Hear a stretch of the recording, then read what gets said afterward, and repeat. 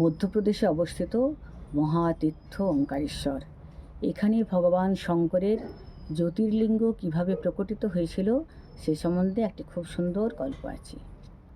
বিন্ধ্য পর্বত নিজেকে মনে করত যে বিশাল উঁচু পর্বত, তার যে শিখর, এই শিখর বিরাট উঁচু, তার মতন কেউ পারবে না, তার কোনো কিছুর অভাব নেই।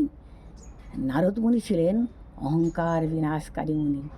তিনি একবার বিন্ধ্য পর্বতের কাছে যেয়ে উপস্থিত হয়েছিলেন এবং তিনি একটা দীর্ঘশ্বাস ফেলে মুখ নিচু করে দাঁড়িয়েছিলেন। বিন্ধ্য পর্বত বললেন, মুনিবর, আপনি কেন মাথা নিচু করে দীর্ঘশ্বাস ফেলে দাঁড়িয়ে আছেন? আমার কিসের অভাব?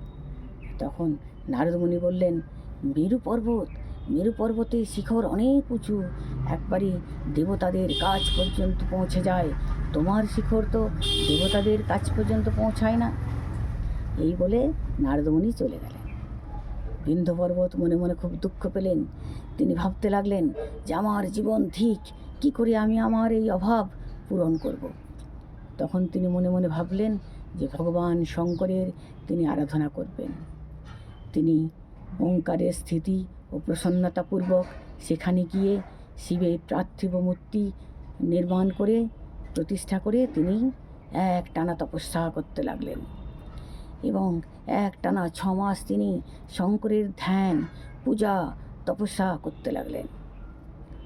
মহাদেব সন্তুষ্ট হয়ে তাঁর কাছে উপস্থিত হলেন এবং এমন জ্যোতি তিনি দেখালেন বিন্ধ্য পর্বতকে যে বড় বড় ঋষিরাও সে জ্যোতি কোনো দিন দর্শন করতে পারেননি। তিনি বললেন যে তোমার তপস্যায় আমি সন্তুষ্ট হয়েছি, বলো তুমি কি বর চাও।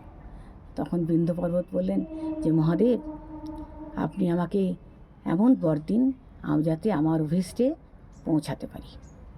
শঙ্কর তাকে তাই বর প্রদান করলেন। এবারে সেখানে উপস্থিত যে সমস্ত নির্মল অন্তঃকরণ সম্পন্ন ঋষিরা ছিলেন এবং দেবতারা, তারা সকলে বললেন যে প্রভু, আপনি এখানে স্থিত হন এবং এখানেই নিবাস করুন। দেবতাদের কথা শুনে পরমেশ্বর শিব প্রসন্ন হলেন এবং লোকেদের সুখ প্রদানের জন্য তিনি তাই করলেন। সেখানে যে একটি ওঙ্কার লিঙ্গ ছিল তা 2টি স্বরূপে বিভক্ত হয়ে গেল।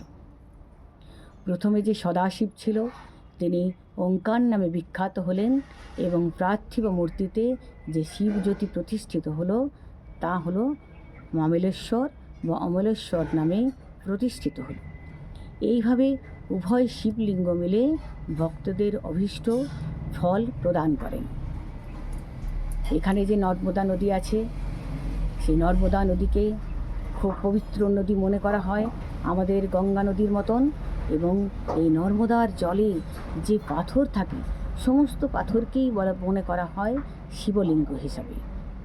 এখানে যে সমস্ত পর্যটকরা যান, তারা ওই নর্মদার জল থেকে পাথর তোলেন এবং যদি একটি পাথরও পান তাতে তারা খুব সন্তুষ্ট হন, আনন্দিত হন, মনে করেন ভগবান শঙ্কর নিজ হাতে তাদের পুজো নেবার জন্য তাদের হাতে এসে উপস্থিত হয়েছেন। তারা এই প্রসন্নতাপূর্বক এই ওঙ্কার তীর্থ দর্শন করে তারা ফিরে আসেন।